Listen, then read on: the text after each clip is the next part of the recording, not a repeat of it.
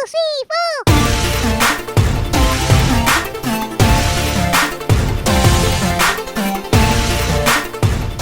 morning, everyone. It's Sunday, and it's the first Nash family film day. We need to work on that title.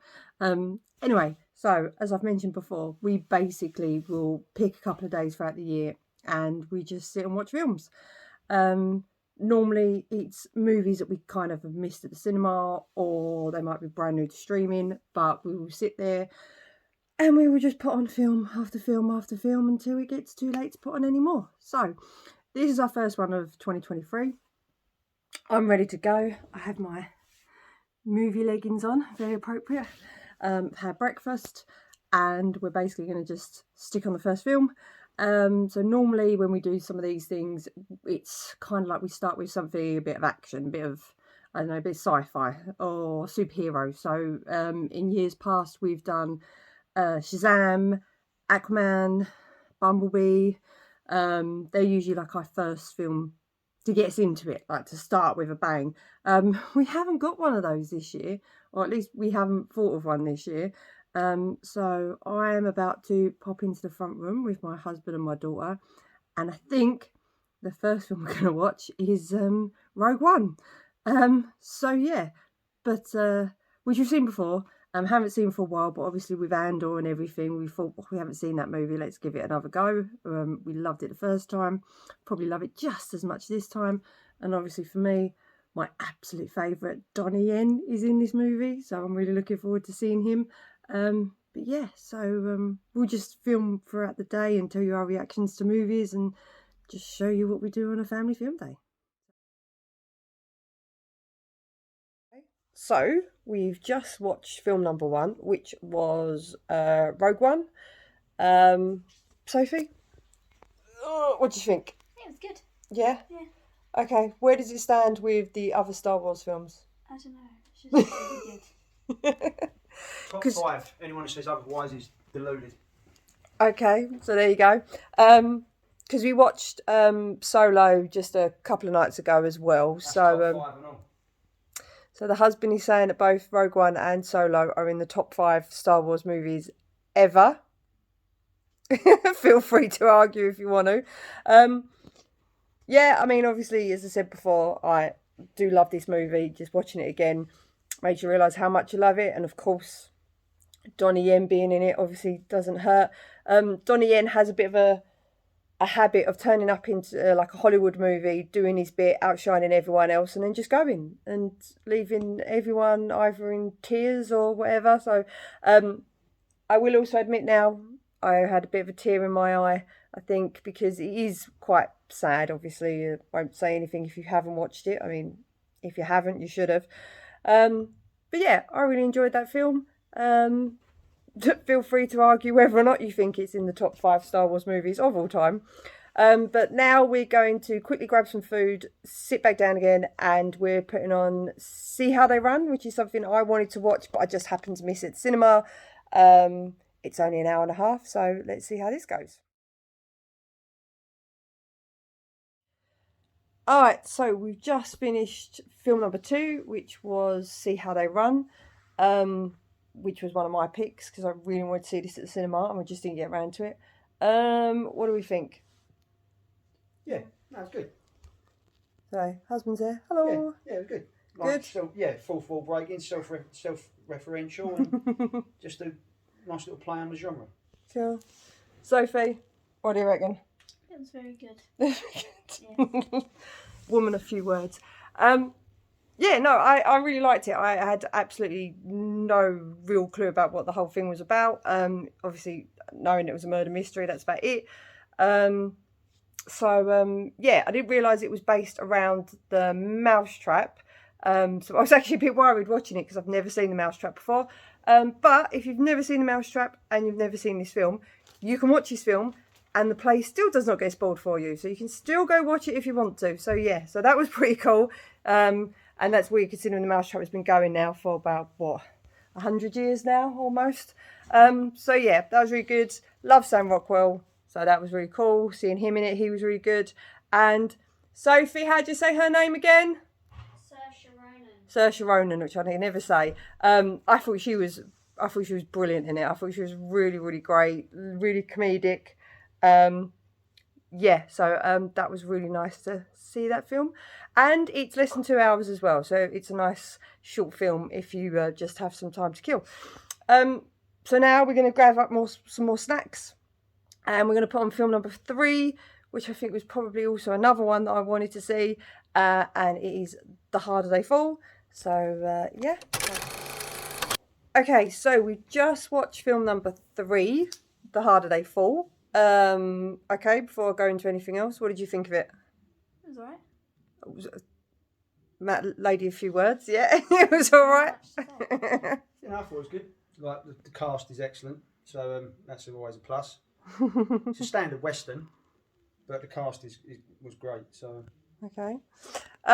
So yeah, so if you don't know what it is stars Idris Elba, Jonathan Majors, Delroy Lindo, and yeah, it's a black Western. I suppose you could say any of them were the good guys or the bad guys, really, because everyone there's an outlaw. But Jonathan Majors is meant to be the hero. Idris Elba is very, very much a bad guy, and I think he was really good. As very menacing, and I think that's the first time I've heard him with an American accent since. Was he American in The Losers? Ah, so there you go. So okay, so it's I think only the third time I've heard him then with an American accent, because obviously first time we played Stringer Bell, second time in The Losers, which I completely forgot, and then third time here, and everything else I think he's had his London accent. Even in Hobbs and Shaw he played a Londoner. But yeah, I really enjoyed it. You weren't too well. It says it has a killer soundtrack if you read the Netflix description. Killer equates to dull and boring and just waft, then yeah. I thought that the soundtrack actually was really good. There were some films where the soundtrack doesn't quite work. I felt this one actually worked really well with the film. So like, you know, it just blended in, and it actually built the tension and built the excitement. Anyway, I just thought all round, and I would say this because this was my pick, but it was an excellent movie. Everyone in it was fantastic. There were some really cool shots as well. So if you're into your cinematography, there were some shots in the movie that were really, I don't know about unique, but very different, I suppose. They look good, so that's all that matters. And like I said, great cast, great soundtrack. I really enjoyed that one.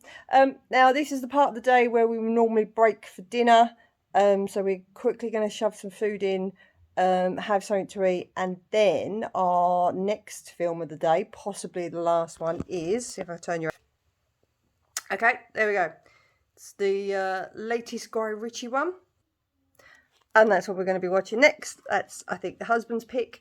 And then, yeah, we'll see what happens at the end of the day.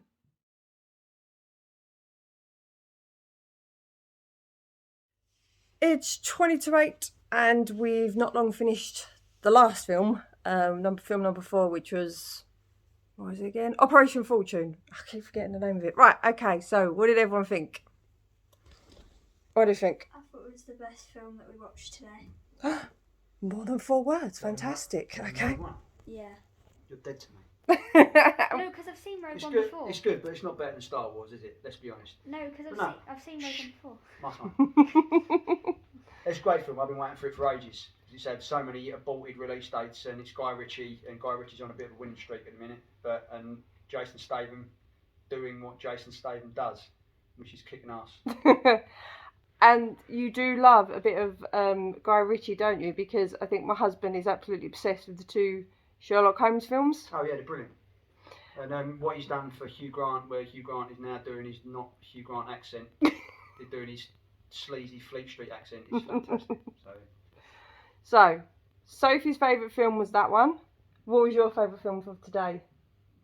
Rogue One. Rogue One. Okay, so bit of controversy.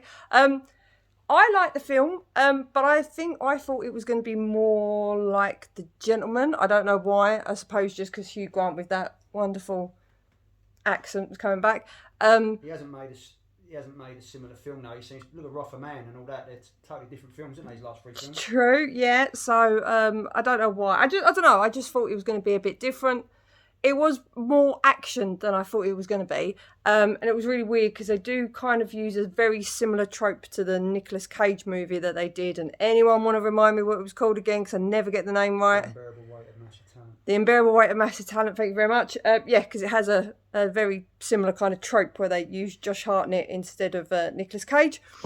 And I'm not really a fan of Josh Hartnett, but I didn't hate him in this, so that's probably a good thing. I think I still don't forgive him for Pearl Harbor. That's what it is. But he's actually quite good in this one, so we'll let him off. However, I'm going to disagree with these two, and I think my favourite movie is The Harder They Fall.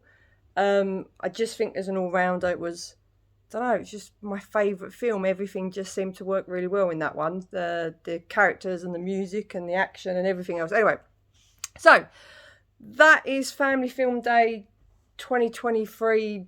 I would say Easter edition, but it weren't Easter edition. First one of the year. Thanks to Star Wars Celebration. Thank you to Star Wars Celebration. We'll probably do one in the summer and then probably our traditional one at Christmas. So we will do this again. Yeah, so that's it. Now we're all going to go and chill and enjoy the rest of our evening and enjoy tomorrow off because, again, here in the UK, it is a bank holiday, so we get one more day to enjoy. Thanks to Supreme Leader Snoke getting coronated yesterday in his gold pyjamas. Did anyone else think that? I think my husband pointed that out when he was putting his gold robe back on, that he looked a little bit like Supreme Leader Snoke. I know other people have said it as well, but there you go. Right, oh, very warm now. I think I'm going to go get myself a drink, and yeah, I think we'll see you all later. Bye.